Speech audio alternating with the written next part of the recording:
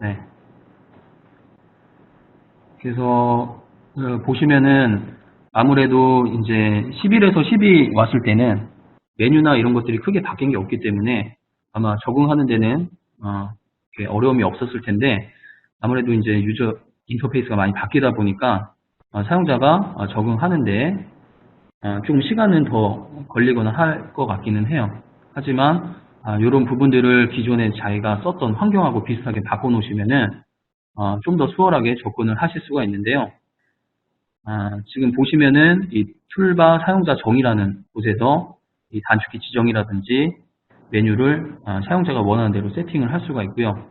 보시면은 이런 작업들을 하기 위해서는 자, 이 메뉴 빈칸 있죠? 여기서 오른쪽 마우스 눌러주시면 사용자 정의 툴바 메뉴가 있어요. 이거 클릭을 하게 되면은 창이 하나 뜨게 되고요. 이 창이 띄어진 상태에서 이 메뉴의 위치라든지 크기 등을 변경을 하실 수가 있어요.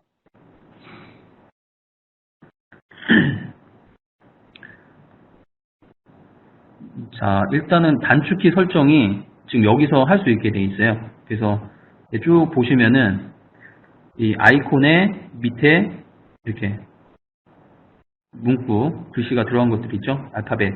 이런 것들은 지금 이 키로 단축키가 저장이 돼 있다는 거고요. 저장하는 거는 클릭하시고 이 빈칸에다가 글씨를 넣어주시면 돼요. 이렇게. 기존에 사용이 됐던 것들은 이렇게 이미 사용 중이라고 메시지가 뜨고요. 없는 경우에는 입력이 되겠죠. 그리고 여기서 내가 이 아이콘들을 꺼내 놓겠다 하시면은 드래그 앤 드랍을 해서 이렇게 원하는 위치에다가 꺼내 놓으실 수가 있죠. 이렇게. 여기서도 이렇게 이동이 가능하시죠. 뭐 삭제를 하겠다. 오른쪽 눌러주시면은 이 아이콘을 제거를 할 수가 있고요. 구분 추가를 하게 되면은 자, 이렇게 중간에 이 칸막이가 생기죠. 칸막이가 생기고 이 아이콘들을 좀 구분할 수 있게 이렇게 만들어 줄 수가 있고요. 텍스트를 추가하게 되면은 이 아이콘 밑에 이 명령어 이름이 이렇게 들어가는 걸 보실 수가 있고요. 그 다음에 큰 아이콘, 작은 아이콘으로 설정 가능하세요. 그래서 작은 아이콘으로 하면은 여러 개의 아이콘을 좀 놓고 선택을 할 수 있게 이렇게 변경이 되는 거고요. 이런 식으로 텍스트가 필요 없다. 한번 제거를 하시고요. 그 다음에 여기 보시면은 두 줄, 한 줄로 사용을 하실 수가 있어요. 그래서 꺼내놓고 쓰는 게 많다 하시는 분들은 두 줄로 놓고 쓰시면 되고요. 아니면 한 줄로 바꿔놓고 쓰시면 되겠죠. 그리고 여기 보시면 필터, 선택 필터 부분 있죠? 네. 이런 부분이 지금 고정이 되어 있다고 보시면 돼요. 그래서 지금 보이시는 이 필터의 위치라든지 이런 것들은 현재 상태로 고정이 되어 있는데 이 안쪽에 있는 내용들은 사용자가 변경을 할 수 있게 되어 있어요.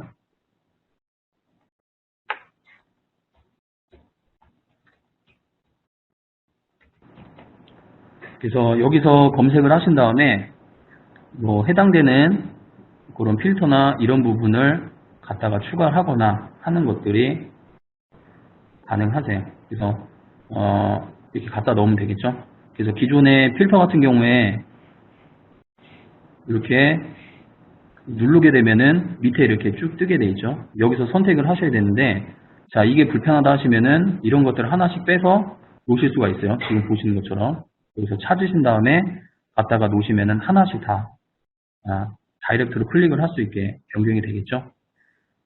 그래서 이 사용자 정의 툴바 메뉴가 켜진 상태에서는 지금 보시는 것처럼 사용자가 이렇게 사용자 기호에 맞게 변경을 할 수가 있는 부분이고요. 요 밑에 보시면은 사용자 지정 프로파일 저장이라고 있어요. 그래서 현재 이 아이콘의 위치라든지 단축키 이런 환경들을 프로파일로 저장을 할 수가 있고요. 보시면은 지정된 위치에 사용자가 지정한 이름으로 저장이 되는 것을 보실 수가 있고 나중에 뭐 다른 PC나 다른 PC에서 내가 쓰던 환경대로 작업을 하고 싶다 하시면은 미리 세팅을 해놓은 프로파일을 이렇게 불러오시면은 사용이 가능하시겠죠. 그래서 한번 미리 설정해 놓은 거를 이렇게 불러와 볼게요. 그래서 열기를 하시면은 이 아이콘의 위치라든지 단축키 이런 것들이 변경되는 것을 보실 수가 있어요. 자, 이런 어셈블리나 파트 환경 다 각각 지정이 가능하고요. 지금 보시는 것처럼 이렇게 정리를 하고 쓰시면은 좀 더 쉽게 접근을 할 수 있겠죠. 필터 같은 경우에도 아까 설명드린 것처럼 이렇게 라운드나 포켓이나 이런 것들을 다 하나씩 빼놓고 쓰실 수가 있고요. 자, 그리고 여기 메뉴 쪽에 보시면은 이 솔리드 이렇게 눌러보시면은 뭐 메인 도구, 생성, 변경 이렇게 항목들이 있고 이 안에 이렇게 들어있는데, 자, 이 위치가 마음에 안 든다 하시면은 여기서 이렇게 변경 가능하세요. 이렇게 변경 가능하시고요.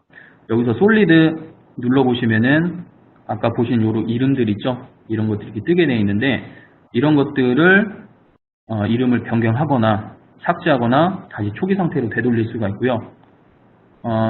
이제 칸이 많이 나눠진 게 불편하다 하시면은 칸을 없애거나 하실 수가 있죠. 한 대 다 몰아넣는다든지 아니면은 새로운 섹션을 만들어서 거기에 내가 원하는 그런 아이콘들을 집어 넣는다든지 이런 것들이 가능하고요. 여기 열 번호라고 되어 있는데 자, 열 번호는 이 메뉴 눌렀을 때 이 뜨는 이 폭 있죠? 네, 메뉴 폭을 지정을 한다라고 보시면 될 것 같아요. 그래서 이런 값들이 좀 작게 설정이 되어 있으면은 눌렀을 때 이렇게 뜨는 폭이 좀 작게 나오게 될 텐데, 그런 부분을 좀 크게 놓고 쓰시는 게 좋겠죠. 그래서 툴바, 그리고 툴바에서는 그래서 제가 필요 없는 것들은 체크를 끄고 사용을 하시면 되겠죠. 필요 없다, 아니면 내가 써야겠다 하시는 것들은 그렇게 켜놓고 쓰시면 되겠죠. 이런 식으로.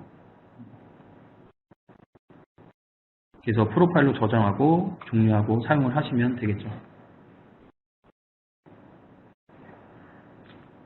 자, 그리고 혹시라도 이거를 초기화 시키고 싶다 하시는 분들은 다시 제어판 가신 다음에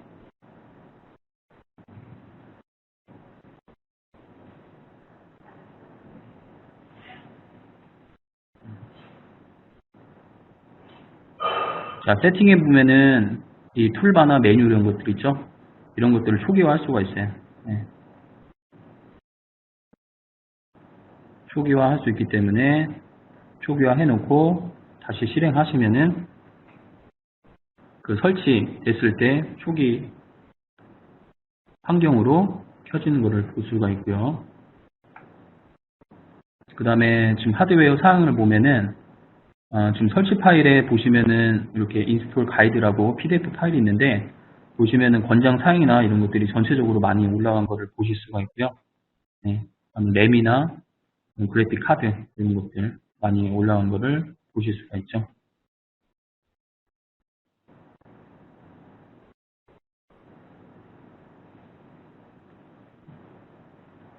자, 그리고 보시면은 처음에 파트나 어셈블리 NC 파일 들어갈 때 원클릭으로 바로 이렇게 들어갈 수 있게 되어 있어요.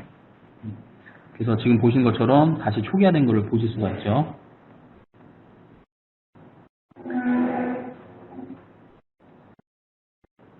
자, 그래서 자, 이렇게 사용자가 기호에 맞게 변경이 가능하다라는 내용이고요. 또 한 가지 보시면은 메뉴 검색이라고 있어요. 그래서 보시면은 이 우측 상단에 검색 창이 있는데, 자, 여기서 제가 라운드를 검색을 해볼게요. 자, 보시면은 여기 라운드라고 나오고, 자, 여기서 라운드를 눌러주시면은 이 기능이 바로 이렇게 실행이 되는 거고요. 또는 라운드 오른쪽에 있는 이 표시 버튼이 있어요. 자, 이걸 누르게 되면은 자, 그 위치를 이렇게 찾아서 표현을 해줘요. 그렇기 때문에 아무래도 이게 많이 바뀌다 보니까 처음에 내가 주로 쓰던 검색어, 명령어가 어디 있는지 위치가 찾기 힘들다 하시는 분들은 이 검색을 통해서 위치를 찾아주시는 게 가능하다라는 거겠죠. 자, 그리고 색상 보시면은 색상 도구가 좀 변경이 됐어요. 그래서 이게 12버전 환경이고 여기 13버전에 바뀐 건데, 보시면은 뭐 사용자 색상이라든지 최근 색상 이런 것들에서 사용자가 주로 쓰는 색상을 설정을 한다든지 최근에 사용한 색상을 바로 여기서 찾아서 선택을 할 수 있는 이런 것들이 가능하고요. 아무래도 사용자가 좀 사용하기 쉽게 개선이 되었다라고 보시면 되겠죠. 자, 지원되는 DI 포맷인데요. 보시면은 아무래도 시마트론도 버전이 올라가고 그 다음에 다른 타 프로그램도 버전이 올라가다 보니까 시마트론 9버전 예전 버전을 쓰신 분들은 그 뭐 카티아나 유지의 요즘 버전의 파일들을 열 수가 없죠. 네, 그래서 13버전에서 지금 지원되는 DI 포맷이고요. 13버전에서는 지금 이런 버전들을 다 열 수가 있다라는 거예요. 뭐 2015 버전까지 뭐 솔리드웍스 파일을 열 수 있다. 이런 내용들이. 그래서 임포트 가능하고 익스포트 이 버전으로 가능하다라는 내용. 자, 그리고 카티아하고 호환성이 좀 더 좋아진 부분인데요. 카티아 파일을 불러오면은 12에서 불러온 거고 13에서 불러온 내용인데 스레드나 탭 형상 주석을 불러드릴 수 있다. 이렇게 제가 적어놨는데요. 지금 보시면은 스레드 형상이나 그 다음에 이 탭 형상 있죠? 스레드 주석하고 이런 주석들하고 탭 여기 형상 있죠? 비교해서 보시면은 이런 형상들이 안 나오고 주석들이 안 따라오는데 13버전에서는 이런 부분이 좀 개선이 돼서 같은 파일 열었을 때 지금 보시는 것처럼 이런 차이가 있다는 것을 보실 수가 있죠.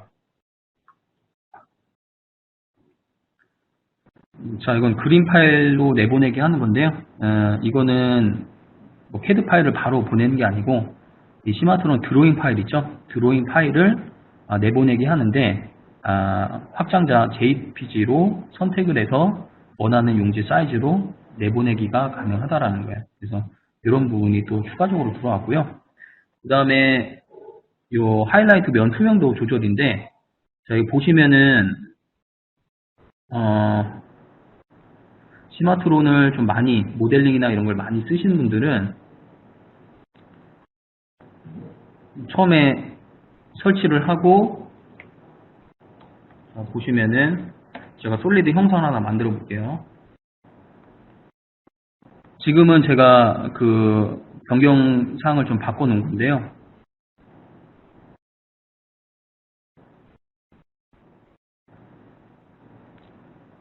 저기 제너럴에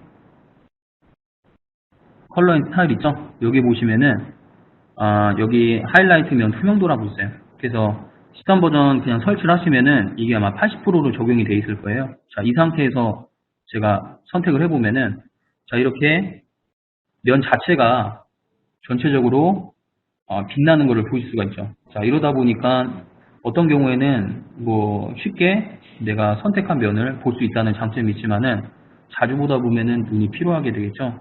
그래서 12 같은 경우에는 마우스 갖다 대면은 엣지만 이렇게 하이라이트가 되는데 13버전은 전체가 하이라이트 되다 보니까 이런 부분을 내가 초기화 하겠다 하시면은 아까 보신 것처럼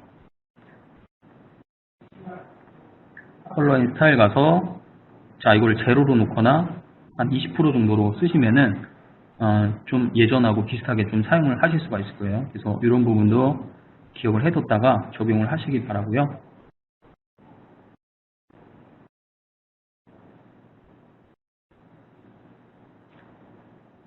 자, 그 다음에 모델링 쪽으로 기능을 좀 보도록 할게요. 자, 첫 번째는 폴더 생성 기능인데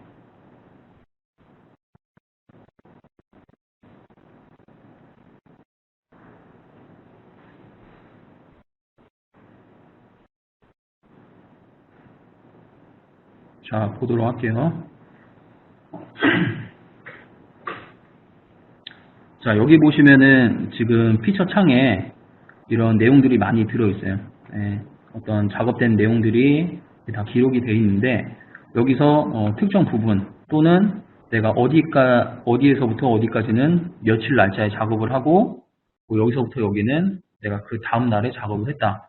뭐 이런 것들을 구분을 하고 싶은 경우가 있죠. 그런 경우에는 사용자가 뭐 원하는 위치에서 오른쪽 눌러주시면은 폴더 추가를 할 수가 있어요.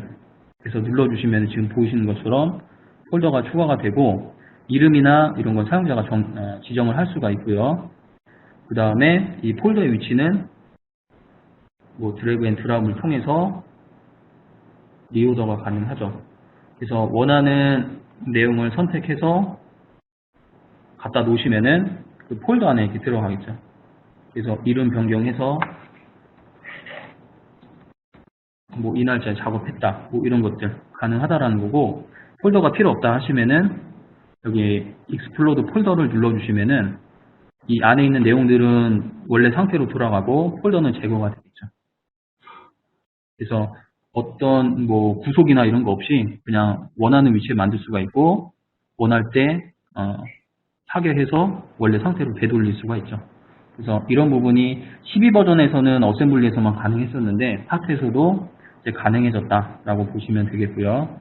그 다음에 스무스인 바운디드 기능인데, 이 바운더리 기능에서 예전에는 이 스무스 기능이 있어요. 바운더리 기능 보면 스무스 기능이 있는데, 예전에는 이 서피스 상태에서는 이 스무스 기능이 잘 됐죠. 지금 이것도 이 솔리드가 아니고 서피스 상태라면은 스무스 기능을 써서 이렇게 지금 결과 나온 것처럼 부드러운 스무스한 면을 만들 수가 있는데, 이게 솔리드 상태에서는 적용이 잘 안 된 부분이 있었어요. 근데 그런 부분이 좀 개선이 됐다라는 내용이고요. 그래서 결과만 살짝 보시면은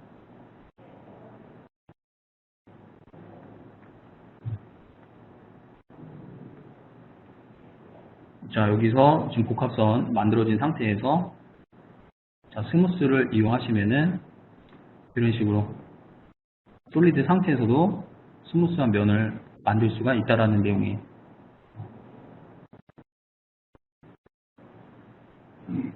그래서 방향이 잘못된 경우에는 이 스무스에서 방향 바꾸기 선택해서 원하는 형태로 나오게끔 바꿔주시면 되겠고요. 그 다음 배열 기능이에요. 이렇게 보시면은 자, 여기 배열 보시면은 편집에 이 형상을 배열하는 기능이죠. 선형 배열, 원형 뭐 패턴 복사 이렇게 있는데, 선형 배열에서 바뀐 거는 자, 예전에는 자, 이렇게 배열을 할 때 이 좌표계 기준에서 뭐 X, Y나 뭐 Z 값을 선택을 해서 이 방향으로만 이 배열이 가능했다라고 보시면은 자, 지금은 화살표에 이 9를 클릭할 수 있게 돼 있죠. 자, 이렇다는 거는 사용자가 방향을 원하는 위치로 바꿀 수 있다라는 부분이죠. 그죠? 이런 식으로. 뭐 방향 바꾸는 거는 기존하고 똑같다라고 보시면 되겠고요. 이런 방향 바꾸는 기능들을 이용해서 사용자가 원하는 형태로 방향을 바꿀 수가 있죠.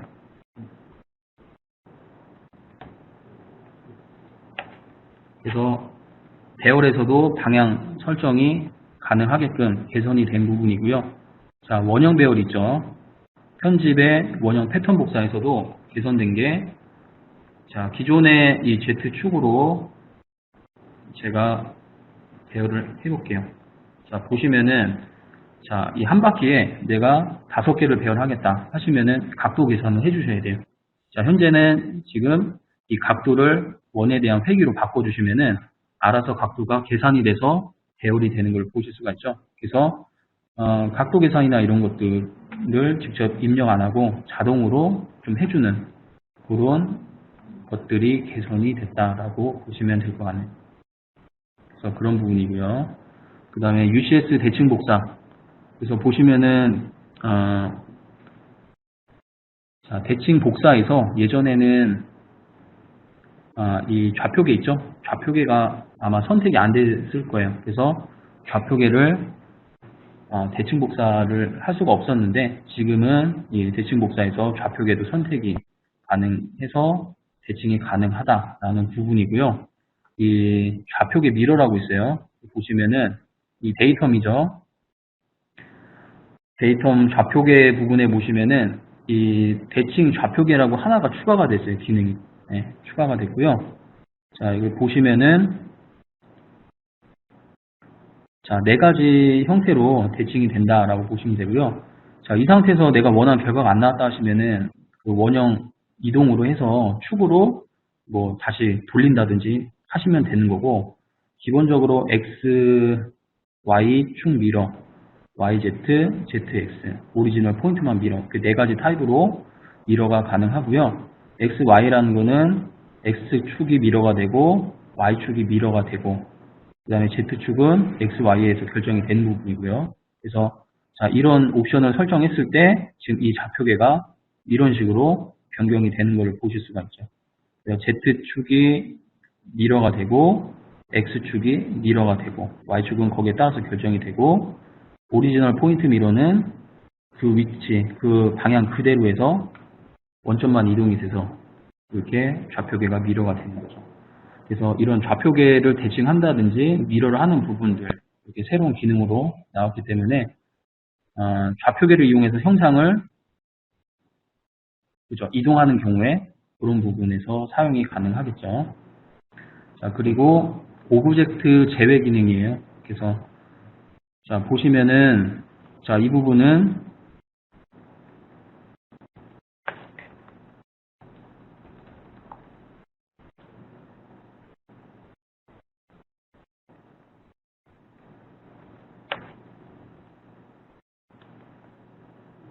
자, 눌러볼게요. 자, 지금 보신 것처럼 위치를 찾기 힘들 때 자, 이렇게 찾아서 검색을 통해서 볼 수가 있겠죠.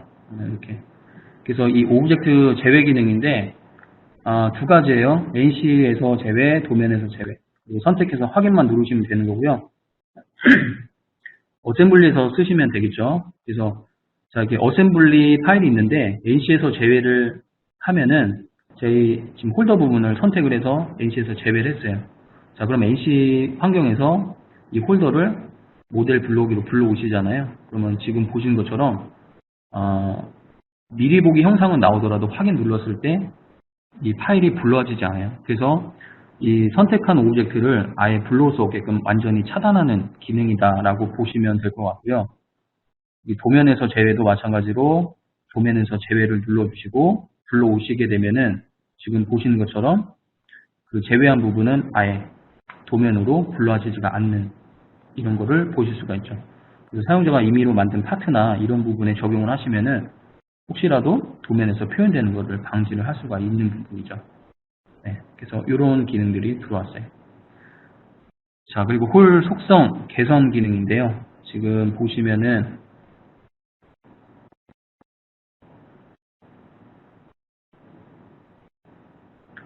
자, 예전에 이 도구에 보시면은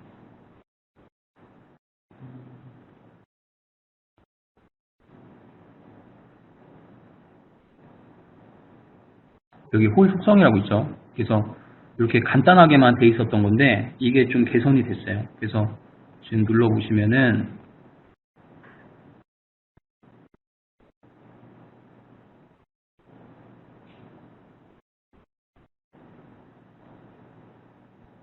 도구의 가공 속성. 자, 보시면은 이렇게 창이 뜨고요. 자, 여기서 다양하게 사용자가 원하는 형태로 홀 속성을 정의를 할 수가 있죠. 그래서 자, 이 무시홀은 사용자가 지정한 홀을 자, 홀로 인식을 안 하게끔 해준다는 거고, 여기 공차 보시면은 초기 상태는 다 이렇게 돼 있어요. 자, 이 상태에서 사용자가 오른쪽 속성 추가해서 만들어 주시는 거죠. 이렇게 만들어 주면은 이런 항목들이 추가가 되죠.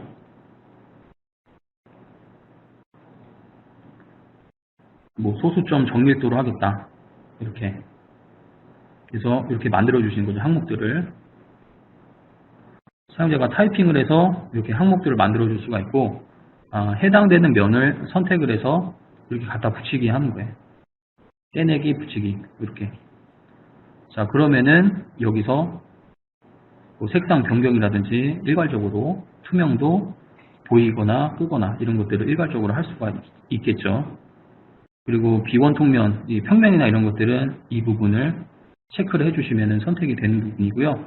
이런 항목들은 자, 파일로 저장을 하고 다시 불러올 수가 있어요. 그러니까 매번 할 때마다 만들 수 없기 때문에 저장 불러오기가 가능하다라는 거고요.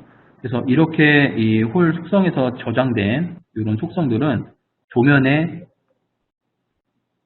표현이 되게 돼 있어요. 그래서 그 두 번째 이 파일 갖고 제가 홀 속성을 지정을 한 거고, 이거를 도면에서 이렇게 적용을 하시면은, 자, 홀 차트 뽑았을 때, 자, 이런 자릿수 있죠? 아까 보신 것 정밀도.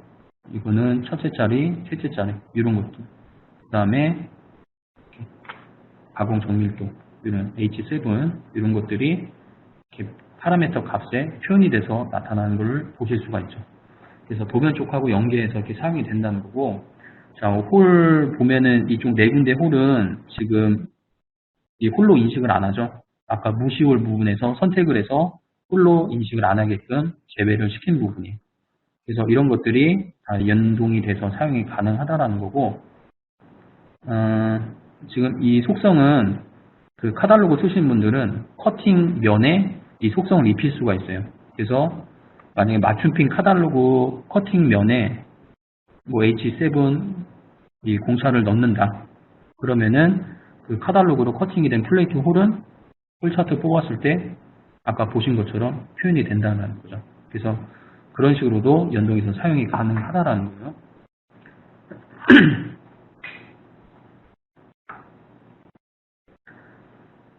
자, 그래서 이 홀 속성 부분 이렇게 봤고요. 그 다음에 파이프 회전끝 형상.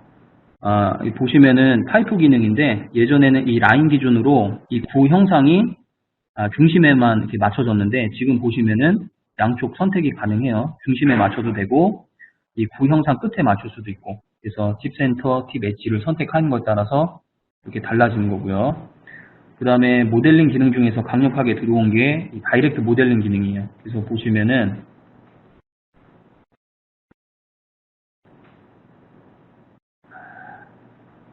자, 다이렉트 모델링 예시 한번 열어서 볼게요.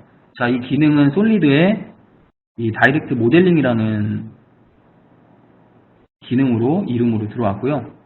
자, 이거를 보시면은, 자, 제가 이렇게 선택을 해볼게요. 지금 라운드가 있는 상태에서 요 옆에 측면을 다 선택을 하고요. 항목들을 보면은 이 오브젝트 연장 기능하고 이 나오는 옵션들이 비슷하죠. 면바꿈, 원형 이동. 자, 그리고 구배각 변경은 이 솔리드에 있는 구배 기능이고요. 그래서 이 기능을 보시면은 오브젝트 연장 기능, 구배 기능, 구배 라운드. 라운드 있는 상태에서 테이퍼 적용하는 기능이죠. 이 세 가지가 이 합쳐지면서 좀 기능이 추가적으로 업그레이드가 됐다라고 보시는 게 맞을 것 같아요. 그래서 자, 보시면은 자, 이 상태에서도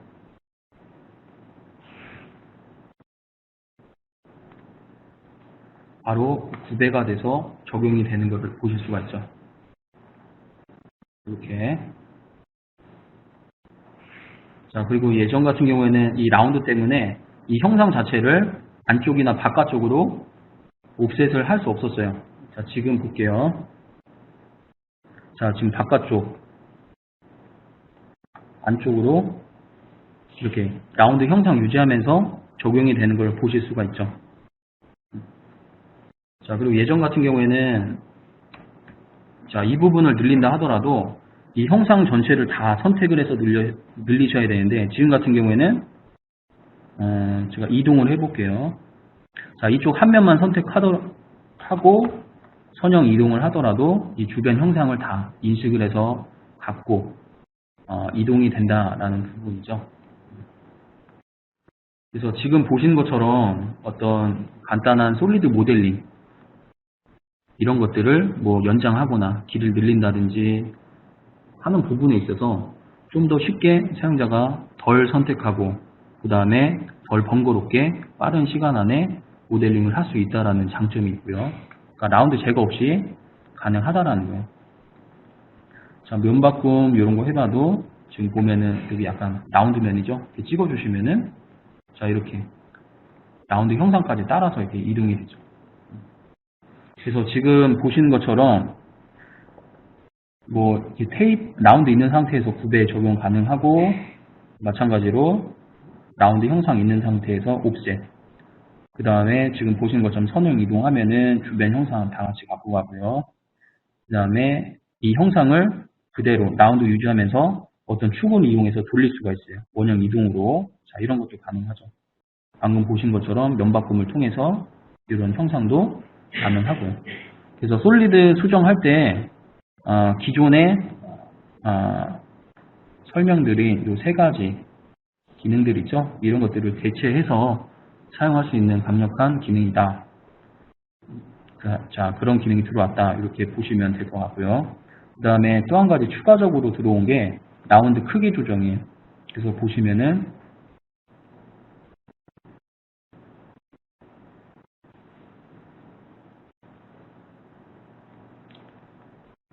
자, 두 번째 거를 볼게요. 자, 외부 파일을 뭐 스텝이나 뭐 외부 파일 이렇게 불러왔어요. 그러면은 어떤 틀이 없이, 그죠? 그냥 이 형상만 이렇게 불러와준단 말이죠. 자, 이런 경우에 이 라운드 값을 수정을 해야 돼요. 네, 수정을 해야 되는데, 자, 여기 솔리드에 보시면은 라운드 크기 조절이라고 있죠. 자, 새로 들어온 기능이고, 이 라운드를 선택하면은, 자, 자동으로 연결된 부분을 선택을 해주고요. 자, 여기서 우리가 해줄 수 있는 거는 확대, 감소. 자, 현재 라운드 값에서 그 값에서 플러스 몇 미리 또는 마이너스 뭐 몇 알 이렇게 감소를 할 수가 있어요. 그래서 지금 보시면은 측정을 해주죠. 최저 3알, 최고 5알. 자, 이거는 지금 현재 이 라운드가 가변으로 설정이 되어 있다는 거고, 현재 상태에서 값을 조절을 하실 수가 있죠. 그러니까 각 위치에서 그 값에서 마이너스가 되기 때문에 이 R값은 다 다르죠, 지금 현재. 자, 이거를 반경 정의로 놓고 동일하게 맞추실 수도 있어요. 그러니까 다 지금 가변으로 된 거를 동일한 R로, 5R로 내가 일정하게 맞추겠다. 이런 것들이 가능하죠. 그래서 지금 보시는 것처럼 현재 값에서 확대, 축소, 그 다음에 사용자 지정 값으로 동일하게 맞추거나 하는 것들이 가능하세요. 자, 그리고 면 옵셋하고 두께 기능 개선인데요. 자, 이 부분도 사용자분들이 많이 이제 불편해 하셨던 그런 내용들 중에 하나인데, 지금 보시면은 어떤 제품을, 그죠? 이 서피스 상태로 어떤 전개라든지 이런 작업들을 하신 다음에 나중에 번지나 다이를 만들기 위해서 두께만큼 옵셋을 하는 부분이 있는데, 형상이 복잡한 부분에서는 이 옵셋이나 두께가 잘 안 먹어요, 기능이. 그래서 이런 에러 메시지가 뜨게 되면 확인을 누르고 그냥 그 상태로 끝나는 거죠. 사용자가 일일이 찾아서 좀 옵셋을 하고 하는 부분이 있었는데, 자, 지금 보면은, 자, 이 부분적으로 옵셋하는 기능이 들어왔어요. 자, 그래서 보시면은 면의 옵셋을 한번 해볼까요? 옵셋 선택을 하고, 자, 보시면은 이렇게 완전한 결과, 부분 결과. 그래서 완전한 결과로 하게 되면은 옵셋이 안 된 부분에서 자, 이렇게 메시지가 뜨고 확인 누르면, 자, 이렇게 끝나게 되죠. 자, 이런 부분에서 이 옵션을 바꿔주시면 돼요. 그래서 선택을 하시고 부분 결과를 얻겠다 하시면은 옵셋이 되는 부분에서는 옵셋이 되고요. 안 되는 부분은 그냥 비워놓게 돼 있어요. 그래서 나중에 그 비워진 부분, 제대로 형상이 안 나온 부분만 면을 메꿔주시면은 전체적인 옵셋 형상을 얻으실 수가 있겠죠. 두께 기능에서도 마찬가지고요.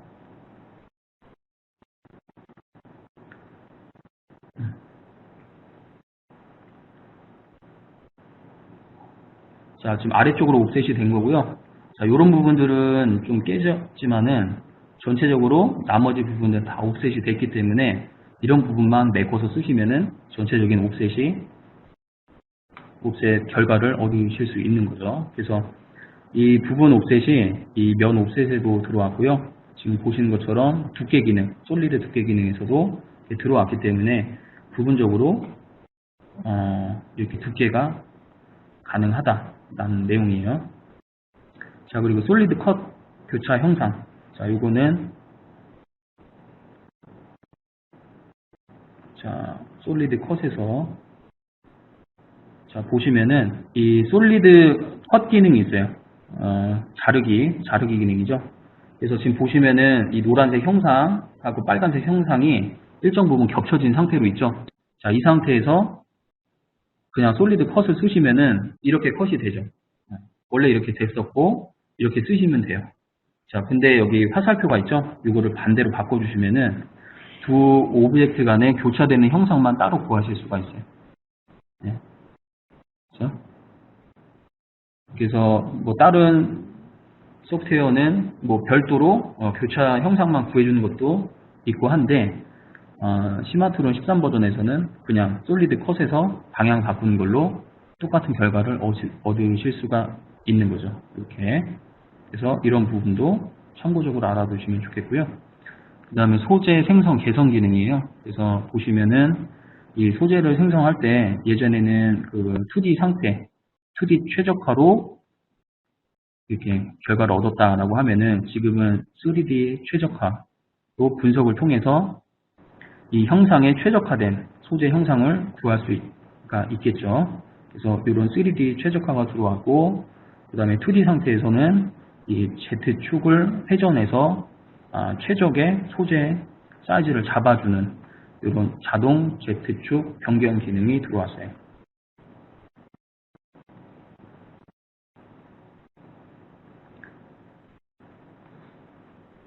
자, 그래서 보시면은 솔리드에 있는 이 소재 기능이 개선이 됐다라고 보시면 되고요.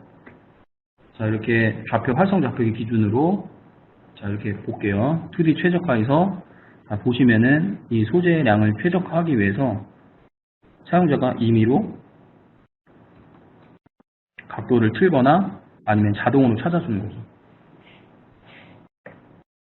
자, 그래서 자, 이렇게 쓰시면은 최적의 소재 상태를 잡아주는 거고, 자, 이거는 지금 2D 상태, 자, 3D 상태에서 분석을 하시면은 이 형상에 최적화된 소재를 이렇게 찾아주죠. 자, 그래서 지금 빨간색으로 표시된 부분들 있죠? 이런 부분들이, 자, 이건 새로 추가된 거고요. 이런 것들 개선이 됐고, 그 다음에 소재 자릿수 설정. 그죠? 이 자릿수나 이런 것들 설정이 가능하시죠? 이렇게. 그래서 소재 기능도 개선이 됐다라고 보시면 되겠네요. 자, 그 다음에 오브젝트 실루엣 개선인데요.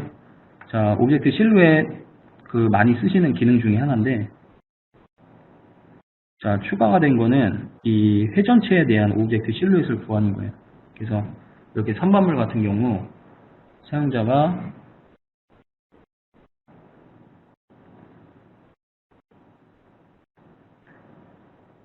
자, 오브젝트 실루엣 기능을 쓸 수가 있는데요.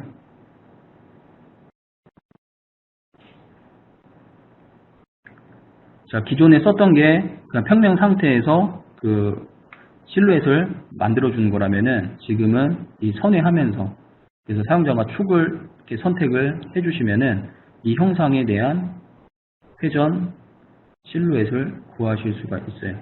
그래서 확인을 눌러볼게요.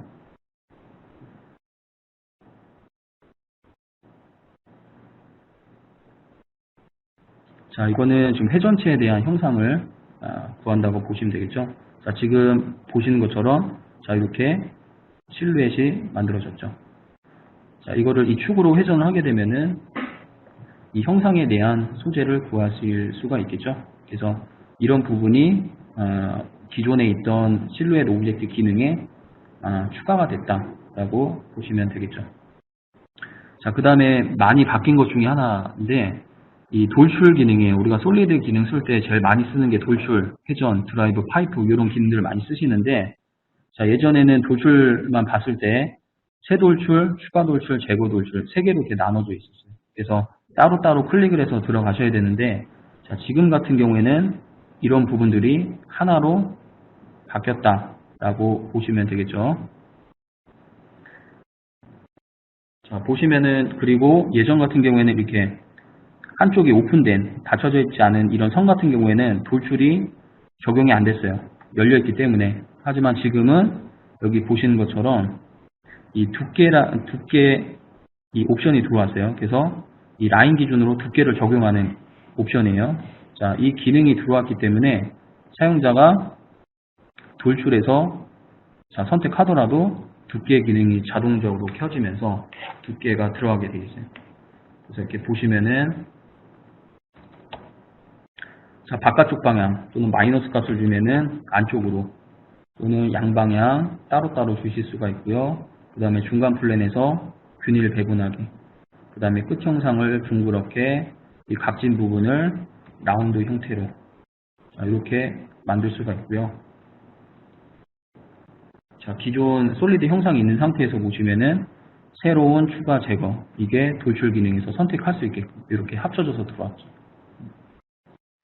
자, 이렇게 보시면 되겠고요. 그래서 이 회전 기능, 드라이브, 파이프도 예전에 다 나눠졌다면은 지금은 하나로 합쳐졌고요.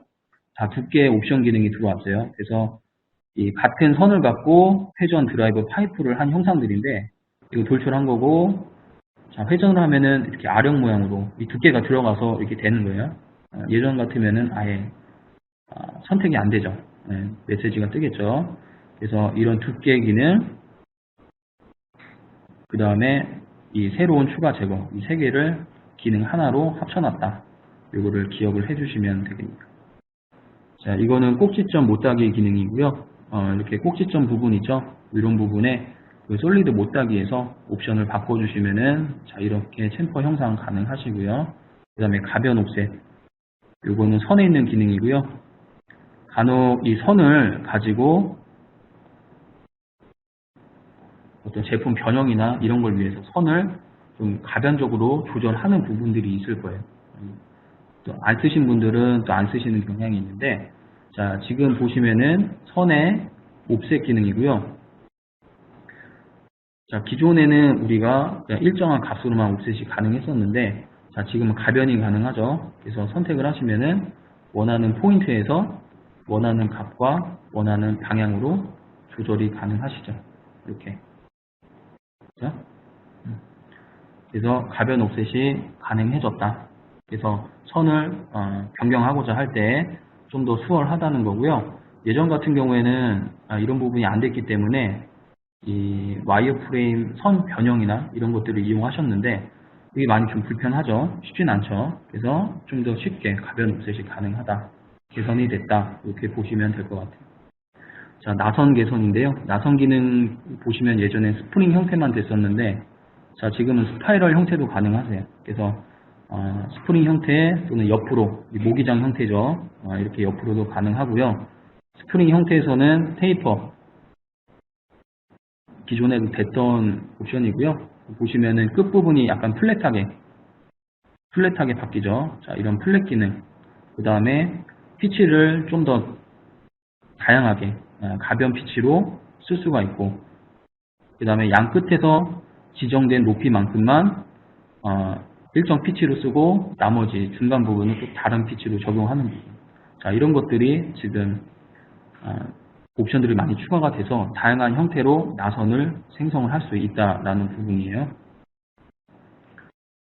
자, 그리고 제거 및 연장 기능 볼게요. 자, 이것도 지금 기존에 많이 썼던 기능 중에 하나죠. 그래서 보시면은 자, 두 가지를 제가 보여드릴 건데, 첫 번째는 이렇게 3면이 풀 라운드 형태로 되어 있는 것들이죠. 솔리드에 보시면은 3면 라운드라고 해서 이렇게 찍어주시면은 여기를 둥그렇게 이렇게 만들어주는 게 있어요.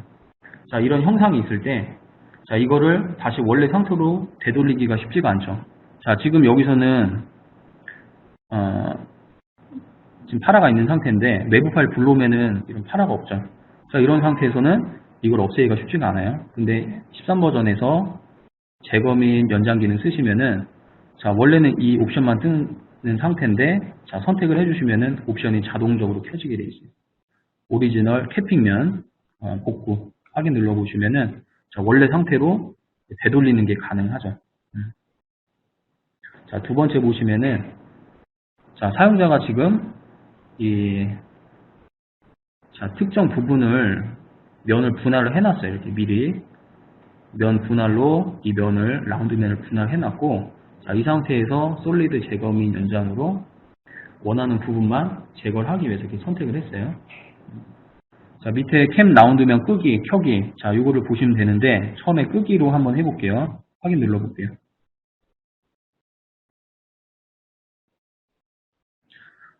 자, 지금 보신 것처럼 그 선택된 형상이 없어지면서 인접한 면으로 이렇게 형상이 바뀌는 걸 보실 수가 있죠. 자, 이거를 켜기로 해볼게요. 자, 이거는 지금 보시는 것처럼 선택된 면을 원래 상태로 제거를 하고 그 다음에 인접한 면은 그냥 그 상태로 그대로 두는 거죠. 그래서 12버전 같은 경우에는 이런 게 선택이 안 됐어요. 선택이 안 돼서 내가 원하는 형상만 지우고 나머지 형상을 유지한다는 게 쉽지가 않았는데 지금은 이런 옵션 선택을 통해서 내가 원하는 부분만 제거를 한다든지 그리고 제거하고 주변 형상으로 스무스하게 바꾼다든지 이런 것들이 가능해졌어요. 그래서 제거 및 연장 기능에서도 이런 개선되는 사항들이 나왔고요. 그 다음에 메시 수정 편집 기능이에요. 자, 이 보시면은 요 메시 메뉴가 들어왔죠. 그래서 13버전, 이전 버전에서도 간단한 메시 수정 기능은 가능했었고요. 지금 버전에서도 보시면은 이런 메시 수정 기능들이 많이 들어왔기 때문에 전보다는 좀 더 메시 관련된 부분들을 컨트롤하기가 쉬워졌다라는 부분이고요. 몇 가지만 좀 보도록 할게요. 메시 디자인. 자, 이렇게 지금 캐드 파일이 있어요. 캐드 파일이 있고, 자, 이거를 제가 메시로 전환을 해볼게요.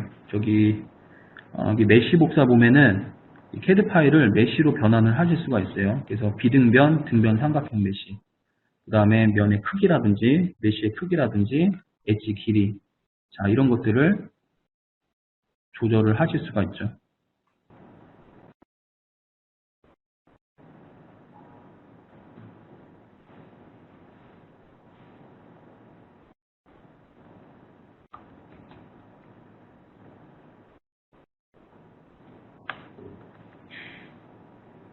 자, 이렇게 캐드 파일을 메시로 전환을 하실 수가 있고요. 자, 이런 메시 엣지들은 이 뷰에 보시면은 메시 조각 표시가 있어요. 이거 눌러주시면은 이렇게 보실 수가 있죠. 그래서 메시 옵션 몇 가지 보시면은 이 메시를 진단을 하실 수가 있어요. 선택하시면은 조각이 난 이런 메시라든지 방향이 잘못된 것들, 그 다음에 서로 교차가 되는 것들, 이런 부분들, 이런 것들을 여기서 찾으실 수가 있고요. 지금 여기서는 문제가 없지만은 문제가 됐을 때는 여기 있는 것들로 확인 가능하고 여기서 정정이 가능해요. 그래서 간단한 형상들은 여기서 그냥 검사를 통해서 수정까지 가능하다라는 거고요. 자, 표시를 하게 되면은 그런 부분들이 어떤 포인트로 표현이 되고, 여기 보시면은 방향 전환이죠. 네, 메시 방향을 반대로 전환을 하실 수가 있고요. 그 다음에 전체 메시 오브젝트 닫기. 그러니까 이 형상을 솔리드 형태로 그냥 닫아줄 수가 있어요. 선택을 하고 레퍼런스로 이렇게 찍어주면은 자동으로는 얘가 알아서 이렇게 닫아주는데 정확한 형상을 얻기는 좀 쉽지는 않겠죠. 그래서 이렇게 메시를 닫는다든지 이런 것들 가능하고요. 그 다음에 메시 갭. 자, 이런 것들은 메시가 터졌을 때 그런 부분을 자동적으로 메꿔주는 기능이겠죠. 그래서 메시를 이렇게 제거하고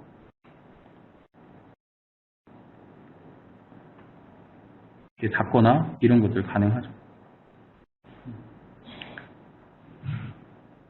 그 다음에 메시 수량을 전체적으로 감소를 하실 수가 있고요. 또는 여기서 부분적으로 내가 원하는 부분에만 메시가 조밀한 부분들 있죠. 이런 부분을 이 부분만 따로 하겠다. 이렇게 따로도 메시 감소가 가능하죠.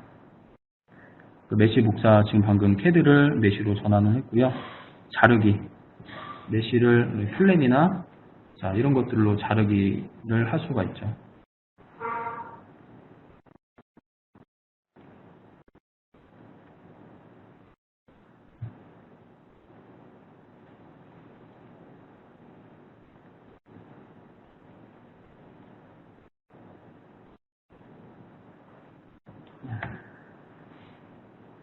자, 이렇게 자르기나 분할 가능하죠.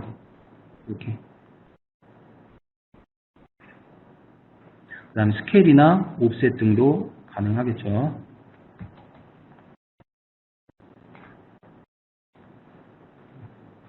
이런 식으로. 그래서 지금 보신 것처럼 이런 메시 컨트롤이 기존보다 좀 더 쉽게, 좀 더 다양하게 가능해졌다라고 보시면 되겠고요. 그 다음에 스케치 쪽으로 좀 볼게요. 자, 스케치 쪽으로 보시면은 일단은 가장 크게 바뀐 거는 나올 때, 자, 스케치를 이렇게 들어갔어요. 스케치하고 빠져나오실 때, 자, 확인 누르고 빠져나오게끔. 예전에는 스케치 종료인데 지금은 확인을 누르고 빠져나오게끔 이렇게 바뀌었죠.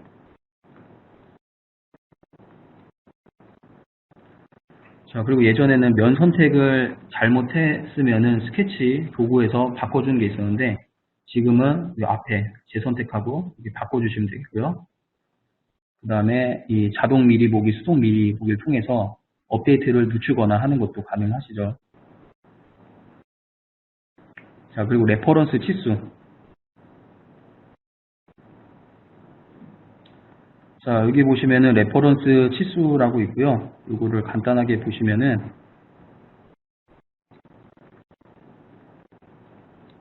자, 예전에 이렇게 치수가 중복되거나 하는 경우 주황색으로 선이 뜨는데 자, 이런 경우에 문제가 뭐냐면은 업데이트가 안 돼요. 치수 바꾸더라도 안 바뀌어요. 자, 이러면은 나중에 바뀐 줄 알고 봤는데 안 바뀌고 하면 문제가 되겠죠. 자, 이런 경우에 이 치수를 레퍼런스 치수로 변환이 가능하세요. 자, 더블 클릭한 다음에 끝에서 두 번째 레퍼런스로 감을 선택을 하시면은 자, 이렇게 이 치수는 참조 치수가 되면서 어떤 형상의 어떤 치수 구속 영향은 안 미치고 그냥 다른 치수들에 의해서 그냥 이 사이즈가 바뀌는 그냥 참조 치수로 바뀌게 돼 있죠. 그래서 이 치수는 나중에 더블 클릭했을 때도 표현이 되고요. 단계식이나 이런 부분에서도 적용을 하실 수가 있고요. 그래서 내가 전체적인 길이를 보겠다 했을 때도 자, 이렇게 하나 찍어 놓고 레퍼런스로 바꿔 놓으시면은 이렇게 분할이 돼 있더라도 전체적인 치수를 한 번에 좀 볼 수 있게끔, 그죠? 그런 것들이 이제 가능하다라는 거. 사각형 치수 변환이고요. 높이 폭 있죠? 이 변환 가능하세요. 예전에 높이 폭을 반대로 입력했을 때 다시 입력을 하셔야 되는데 지금은 변환을 통해서 바꾸는 게 가능하고요. 다각형 기능 들어왔어요. 다각형 기능 들어왔기 때문에 사용자가 원의 사이즈를 정해놓고 내접하거나 외접하는 형태로 크기 조절 가능하시고요. 이 엣지의 길이를 지정해서 하는 것도 가능하세요. 자, 분석에 보시면은 길고 얇은 분석이라고 되어 있는데 자, 이거는 두께가 얇은데 길이가 긴 형상들 있죠. 자, 이런 것들을 찾아주는 기능이라고 보시면 돼요. 자, 그래서 사용자가 t분의 L 값을 지정을 하시고 검색을 하시면은 여기서 그 조건에 해당되는 부분을 지금 보시는 색상으로 자, 이렇게 표현을 해주고요. 그럼 사용자가 이 부분을 두께를 보정을 한다든지 길이를 줄인다든지 하는 것들이 가능하겠죠. 그래서 이런 것들 분석하는 게 들어왔고요. 그 다음에 데비에이션 맵이라고 편차 측정하는 게 있어요. 그래서 마찬가지로 두 개의 파일을 불러온 다음에 여기서 측정 포인트를 찍어주시면은 두 파일 간의 CAD 파일 간의 이 거리값 있죠? 편차값. 그 포인트에서 편차값을 지금 보시는 것처럼 바로바로 보여주고요. 그죠? 그 다음에 형상이 추가가 되거나 제거된 부분들을 뭐 빨간색이라든지 파란색, 사용자가 지정한 색깔로 자, 이 부분은 형상이 추가가 된 부분이고 파란색으로 뜨는 부분은 제거가 된 부분이고 이런 것들도 보실 수가 있고 지정한 포인트에서의 편차값도 보실 수가 있고요. 그래서 이런 것들이 들어왔다라고 보시면 되겠고요. 어셈블리 쪽으로 보시면은 간단하게 설명만 드리고 넘어가도록 할게요. 그래서 자, 지금 보시면은 컴포넌트 추가해서 보시면은 예전 같은 경우에는 어셈블리 파일로 돼 있는 카탈로그들 있죠. 슬라이더 타입이라고 해서 이 어셈블리 안에는 이런 부품들이 다 들어가 있는데 볼트까지 예전에는 이거를 집어 넣을 때 하나의 서브 어셈블리에 이게 다 들어가요. 그래서 여기에 상형에 들어가는 부품, 하형에 들어가는 부품 따로따로 지정이 돼 있더라도 얘를 넣을 때 그냥 하나의 폴더에 그냥 다 넣을 수밖에 없었는데 지금 같은 경우에는 사용자가 얘 따로 선택해서 여기서 어셈블리 지정하고 넣어주시면은 얘는 상형에 또 밑에 거는 하영애. 이렇게 따로따로 이 파일들을 지정을 해서 넣을 수가 있어요. 그리고 나머지 지정 안 된 부분은 활성화된 어셈블리에 그냥 자동적으로 들어가게끔, 자, 이런 게 가능하기 때문에 어셈블리 카탈로그나 이런 어셈블리 파일에 대한 활용도가 높아졌다라고 보시면 될 것 같고요. 같은 내용이고요. 그 다음에 어셈블리에서도 배열 기능이 추가가 됐어요. 그래서 예전에는 어셈블리에서 배열이 안 됐었는데 지금은 어셈블리 환경으로 가시면은 배열 기능을 쓰실 수가 있어요. 자, 여기 보면 선형 배열, 원형 배열 이렇게 들어왔죠. 쓰시는 거는 기존에 형상 편집에 있는 기능하고 비슷하게 사용을 하시면 되겠죠. 그래서 어셈블리에도 배열 기능 추가가 된 거고요. 그 다음에 커팅 관리자. 자, 이거 보시면은 그 카탈로그 넣을 때 컷 관리자에서 이런 커팅 형상들을 조절을 하기가 쉽지 않았어요. 그러니까 파트 하나만 넣을 때는 커팅 형상 조절이 쉬웠는데 어셈블리로 여러 개의 파일을 동시에 넣을 때 지금 이런 것처럼 지금 3개의 파트 파일들이 동시에 들어갈 때 어셈블리로 이럴 때는 각각 파일에 대한 커팅 카탈로그 커팅 조절을 하기가 쉽지가 않았는데 지금은 자 선택하면은 따로따로 자 이 파트는 어디를 커팅하고 이 파트는 어디를 커팅하고 이런 게 다 별도로 조절이 가능하세요. 자 이거는 커팅 관리자에서 이 확장 옵션 쓰시면은 자 여기서 이렇게 바뀌고요. 여기서 지정을 하시면 돼요. 그리고 이런 개선된 커팅 관리자 기능이 지금 보시는 것처럼 어셈블리 미러, 어셈블리 원형 배열, 선형 배열, 재배치, 자동 자르기 기능 여기에 다 추가가 됐기 때문에 자 이런 기능을 쓰실 때 커팅이 제대로 안 돼서 발생되는 문제들이 다 개선이 됐다라고 보시면 되겠죠. 자, PMI 텍스트 개선이고요. 이거는 예전에는 평면을 찍고 평면에 포인트 찍어서 그죠 텍스트 PMI 텍스트를 넣으셨는데 지금은 이 곡선에 텍스트를 입력을 하실 수가 있어요. PMI 텍스트를. 그래서 우리가 선에 있는 텍스트 기능 있죠. 그거랑 비슷하게 평면, 곡선, 3D 곡선에 이렇게 선택을 해서 이렇게 PMI 텍스트를 넣을 수가 있기 때문에 기존의 면을 찍어서 하는 것보다는 훨씬 많이 개선이 됐다라고 보시면 되고요. 어셈블리에서 이런 텍스트를 리스트로 선택을 해서 바꾸실 수가 있어요. 그래서 일일이 찾아서 바꾸는 게 아니라 리스트만 딱 켜주시면은 여기 어셈블리에 적혀 있는 텍스트가 다 리스트로 뜨게 되어 있고요. 여기서 선택하고 새 텍스트로 바꿔주시면은 바뀌게 되어 있습니다. 그래서 일일이 찾아서 바꾸는 게 아니라 이렇게 어떤 창을 통해서 관리가 된다라는 게 또 개선이 됐다라고 보시면 되겠습니다. 그래서 이 곡선 테스트는 파트 환경에서 가능한 거고 이건 어셈블리 환경에서만 가능한 거고요. 그 다음에 트리 찾기 기능이라고 해서 이 피처 트리에 보시면은 검색 기능이 있어요. 네, 추가가 됐기 때문에 업데이트가 필요하거나 실행 보류가 된 것들 이런 것들을 눌러주시면은 몇 개가 검색이 되었습니다. 어디에 발견이 되었습니다. 이렇게 다 하이라이트해서 찾아주는 거예요. 그래서 문제되는 부분들을 좀 더 쉽게 찾아서 변경을 하실 수가 있다라는 내용이겠죠. 드래프팅으로 좀 보시면은 크게 바뀐 것 중에 하나가 멀티뷰예요. 그래서 예전에는 자 드로잉에서 이 기능, 뷰 생성 기능 하나만 써서 찍고 막 이런 식으로 하셨는데 지금은 이렇게 폼이 정해져 있어요.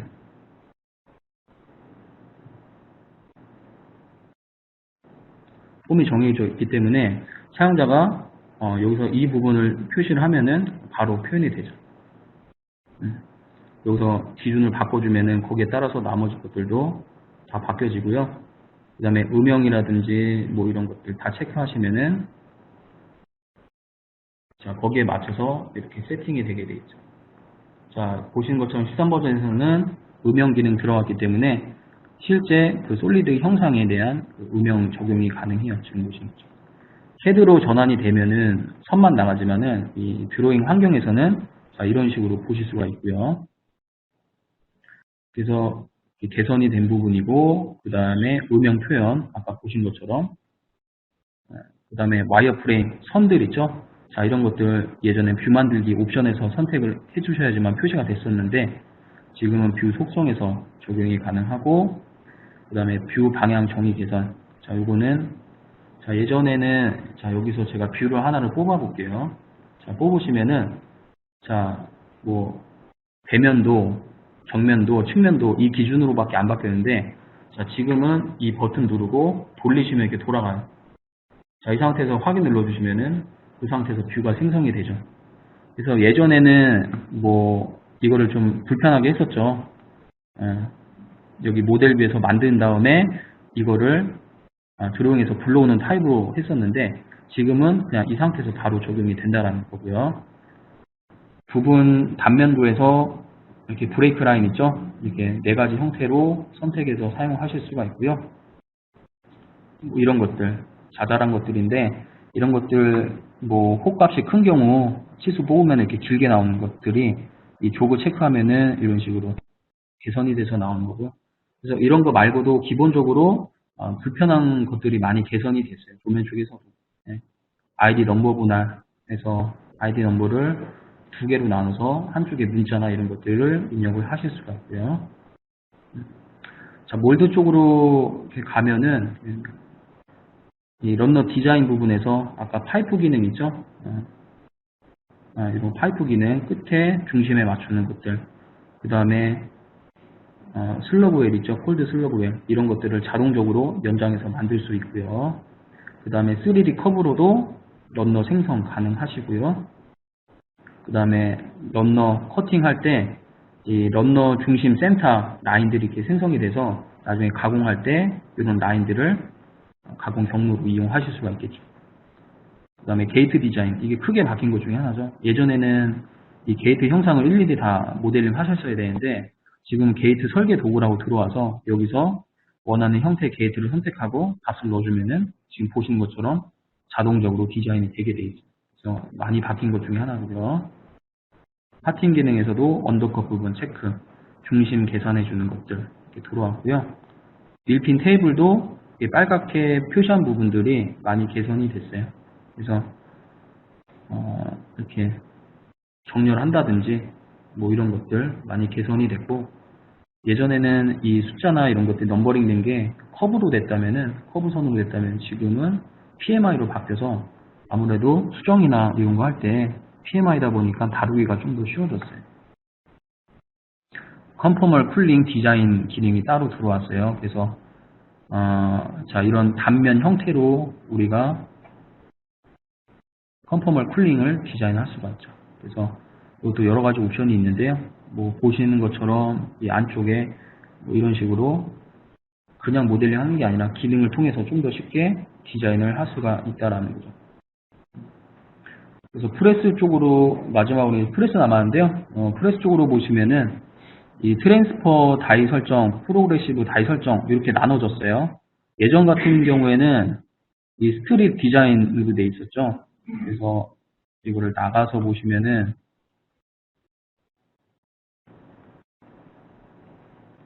자 여기 스트립 레이아웃 설정, 다이 레이아웃 설정 창에서 스트립 디자인하고 다이 설계를 키신 다음에 이 한 거를 불러오는 식으로 돼 있었는데 자 지금 보시는 거는 그게 바뀌었어요.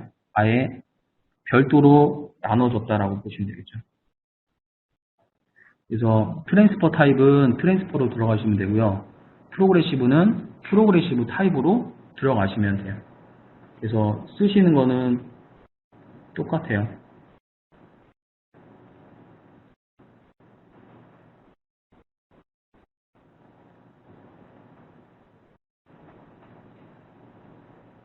그래서 여기서 필요한 부분들 블랭크 전개라든지 전개 기능 써서 공정 형상들 만들어 놓고요.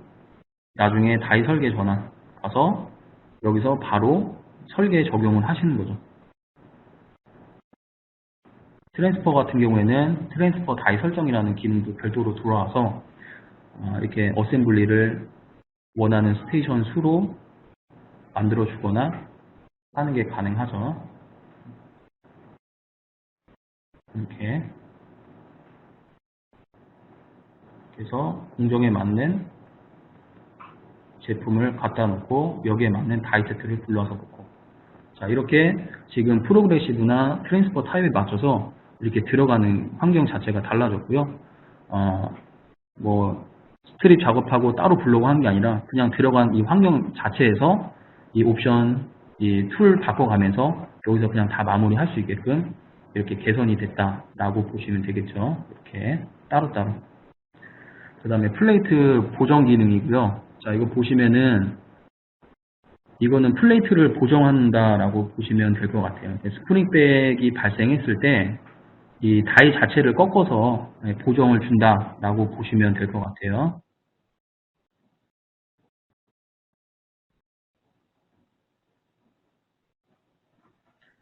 간단하게 보시면은 자, 이렇게 플레이트가 있는데 스프링백이 발생을 했어요. 그래서 이거를 더 꺾는 거예요.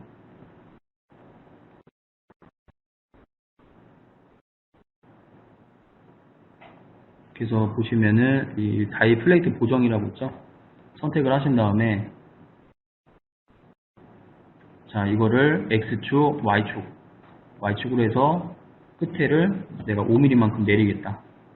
자, 이 전체적인 형상이 이렇게 꺾이는 거고, 이 옵션을 통해서 이런 홀들이나 안쪽에 홀들 있죠. 이렇게 선택을 하시면은 이런 홀들은 형상이 꺾이더라도 이 수직을 유지해요. 그래서 언더컷이나 이런 것들이 발생이 되는 것을 미리 방지를 해줄 수가 있겠죠. 그래서 형상 부분만 꺾어지고 이런 사용자 별도 지정면들은 수직을 유지하는 형태로 이렇게 또 다른 솔리드가 이렇게 만들어진다라고 보시면 되겠고요. 경사면 연장, 이거 들어온 기능 중에 또 괜찮은 기능 중에 하나겠죠. 이거 한번 볼게요, 이거는. 그래서 보시면은 경사면 연장이라고 되어 있고요. 이거는 면에 들어온 기능이에요. 그래서 면에 경사각 연장 해서 라운드면 찍어주시면은 자, 이렇게 보시면 돼요. 사용자가 선택한 라운드에 탄젠트하게 원하는 각도와 원하는 길이로 경사면을 만들어 준다. 그래서 이 경사면으로 사용자가 여기에 전개를 한다든지 모델링을 한다든지 이런 게 가능하고요.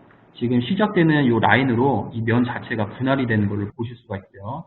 그 다음에 이렇게 방향이 이렇게 가다가 돌아가는 경우 있죠. 이런 경우는 끝부분이 이렇게 겹치는 걸 보실 수가 있어요. 이런 부분에서는 이 패치 옵션에서 이런 라운드면을 선택을 해주면은 이런 부분을 풀어서 동일한 방향으로 이렇게 맞춰주겠죠. 그래서 이렇게 끝에가 이렇게 만나는 부분도 옵션을 통해서 이렇게 개선이 가능하죠. 또 이런 부분들은 자, 여기 이 라운드면을 분할을 해주기 때문에 나중에 면을 다시 만든다 하더라도 이 분할된 이 라인을 갖고 또 이용해서 만들 수가 있겠죠. 그래서 이런 부분들 개선이 되고요. 요 카라인 볼게요. 요 카라인 보시면은 자, 이것도 일단 카라인 형상을 보도록 하고요.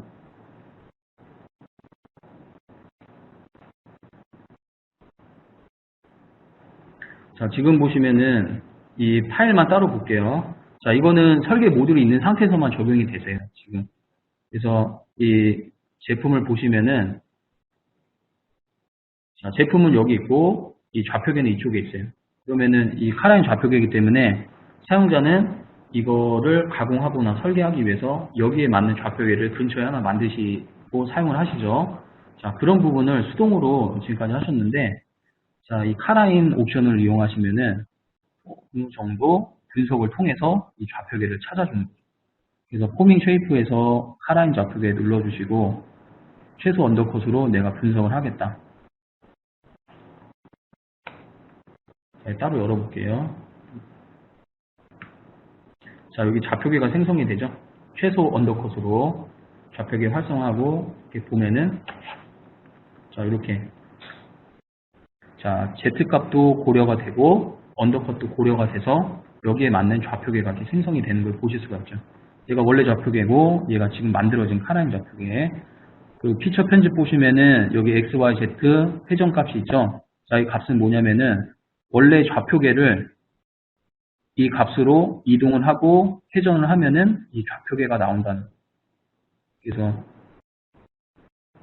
형상 복사해서 이 데이터물 선택을 하고 아까 나온 증문값을 입력을 하고 회전값을 넣어주시면은 이 좌표계가 나온다는 거야. 그래서 그런 것들을 이렇게 표현을 해주죠. 정수로 맞추겠다 하면은 지금 여기 옵션은 안 들어와 있는데요. 이거를 이렇게 바꿔주시면은 여기에 맞춰서 이 좌표계가 이동이 돼요. 네. 이렇게. 그래서 카라인 좌표계 이렇게 자동적으로 이런 제품을 세팅을 해주는 이 좌표계 생성 기능 들어왔고요. 홀 분석 기능은 보시면은 이것도 다이 설계 쪽에 들어온 거고 홀을 분석을 하는데 이 5가지 타입으로 이 형태의 홀들을 분류를 해줘요. 자동적으로 분류를 해주고 같은 원이라도 사이즈가 다르면 다른 홀로 분류를 해줘요. 그리고 이렇게 면을 색칠을 해줄 수도 있고요. 그 면에 대한 그 피어싱 부분에 대한 전단력도 별도로 구하실 수가 있고요. 그 다음에 스프링백 관련 기능이고요. 마지막인데요. 보시면은 요거는 일단 내용이 좀 여러 개로 되어 있는데 결론적으로 이거는 이런 기능입니다 라고만 말씀을 드리면은 자 이거는 CAD 파일이죠. 여기에 이런 기능을 통해서 포인트를 이 면 위에다가 나열을 할 수 있어요. 그리고 자 이 CAD 파일에 이 제품을 타발하고 나서 스캔을 하는 거죠. 그래서 스캔된 데이터, 포인트 클라우드 데이터를 이 CAD 파일에 이렇게 불러오는 거예요. 자, 그러면은 이 CAD 파일에 포인트 찍힌 게 있고, 그 다음에 스캔된 데이터 파일이 이렇게 불러와지죠.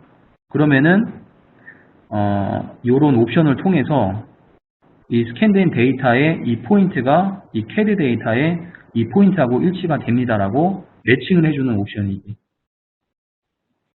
그래서 CAD 데이터에 스캔된 데이터 불러와서 포인트 매칭을 하고 그 다음에 스프링백 보정 기능에서 지금 노란색 형상으로 역보정 형상을 만들어주는 거죠.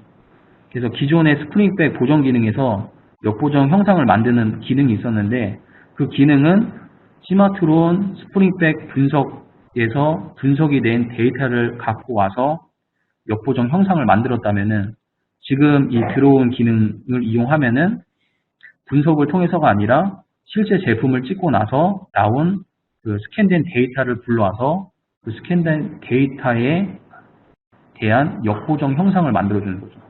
그래서 좀 더 현실적으로 보정 형상을 만들 수가 있다는 거죠. 그래서 분석을 통한 것도 가능하고 스캔해서 그걸 불러와서도 역보정 형상을 만들 수도 있고. 그래서 스프링백 기능이 개선이 됐다라고 보시면 될 것 같아요. 그래서 전체적으로 좀 시간 관계상 제가 좀 빨리 설명드린 부분이 있는데요. 나중에라도 궁금한 점이 있거나 하신 분들은 따로 문의 주시고요. 저희가 아마 이제 계속해서 지금 방문을 하고 있거든요. 방문해서 필요한 기능은 저희가 따로 설명을 드리고요. 제가 뭐 10월 달부터 뭐 이렇게 13버전 업그레이드 교육도 예정하고 있기 때문에 자, 그런 부분 교육 이런 기회를 통해서 이런 개선된 기능들을 사용해 보시고 적용을 해 보시면 될 것 같네요. 그래서 오늘은 CAD나 CAD 어셈블리 설계 쪽으로 설명을 드렸고요. 내일은 같은 시간에 NC 쪽으로 설명을 드릴 것 같으니까요. 그때 들어와서 또 NC 쪽에 많이 개선된 기능을 보셨으면 좋겠네요. 자, 오늘 여기까지 하고요. 궁금한 내용이나 이런 거 있으시면은 채팅창에 적어주시면 될 것 같아요. 네.